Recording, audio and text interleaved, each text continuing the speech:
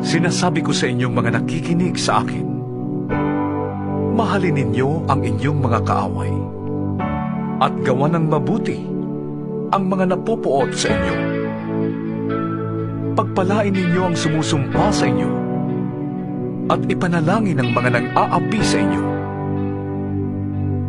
Kapag sinampal ka sa isang pisngi, iharap mo rin ang kabila. Kapag inagaw ang iyong balabal, huwag mong ipagkait ang iyong baro. Bigyan mo ang bawat naghihingi sa iyo. At kung may kumuha ng iyong ari-arian, huwag mo nang bawiin pa ang mga iyon. Gawin ninyo sa iba ang ibig ninyong gawin nila sa inyo. Kung ang nagmamahal lamang sa inyo ang inyong mamahalin, ano pang gantimpala ang inyong hihintayin? Ang mga makasalanan man ay marunong ding magmahal sa mga nagmamahal sa kanila. Kung ang mga mabuti lamang sa inyo ang inyong gagawa ng mabuti, ano pang gantimpala ang inyong hihintayin? Kahit ang masasamang tao ay gumagawa rin yan. At kung ang makakabayad lamang ang inyong pauutangin, ano pang gantimpala ang iyong hihintayin? Kahit ang masasamang tao ay nagpapautang din sa kapwa nila masama sa pag-asang sila'y babayaran. Mahalin ninyo ang inyong mga kaaway at gumawa kayo ng mabuti. Magpautang kayo nang hindi umaasang kayo'y babayaran. Sa gayon, malaking gantimpala ang tatamuhin ninyo at kayo'y magiging mga anak ng kataas-taasang Diyos, sapagkat siya'y mabuti kahit sa masasama at sa mga hindi marunong tumanaw ng utang na loob. Maging mahabagin kayo na gaya ng inyong ama. Huwag kayong humatol at hindi kayo hahatulan. Huwag kayong magparusa at hindi kayo parurusahan ng Diyos. Patawarin ninyo ang inyong kapwa at kayo patatawarin din ng Diyos.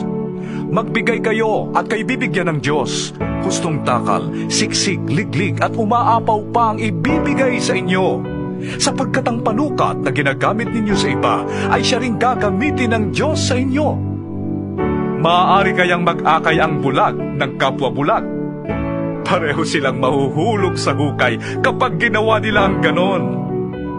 Walang alagad na nakakahigit sa kanyang guro. Ngunit kapag lubusang naturuan, ang alagad ay makakatulad ng kanyang guro. Bakit mo napapansin ang puwing ng iyong kapatid? Ngunit hindi mo nakikita ang troso sa iyong mata. Paano mong masasabi sa iyong kapatid, "Kapatid, hayaan mong alisin ko ang iyong puwing," gayong hindi mo nakikita ang trosong nasa iyong mata? Mapagkunwari. Alisin mo muna ang troso sa iyong mata nang makakita kang mabuti. Sa gayon, maalis mo na ang puwing ng iyong kapatid.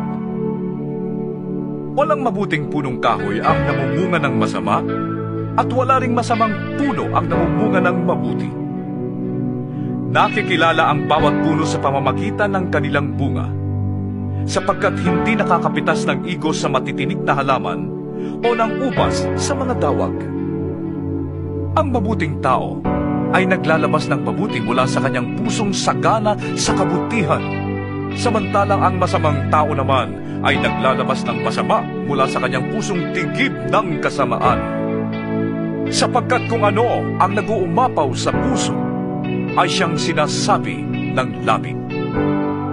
Bakit ninyo ko tinatawag ng Panginoon, Panginoon? Gayong hindi naman ninyo tinutupad ang sinasabi ko. Sasabihin ko sa inyo kung ano ang katulad ng taong lumalapit sa akin, nakikinig ng aking mga salita, at nagsasagawa ng mga ito. Ang katulad niya ay isang taong humukay ng malalim at nagtayo ng bahay sa pundasyong bato. Nang bumaha at bumugso ang tubig sa bahay na yon, hindi na tinag ang bahay na itinayo, sapagkat matibay ang pagkakatayo nito. Ngunit ang nakikinig naman ng aking mga salita at hindi tumutupad nito ay katulad ng isang taong nagtayo ng bahay ng walang pundasyon. Nang bumaha at bumugso ang tubig sa bahay na yon, ito ay kaagad bumagsak at lubusang nawasak.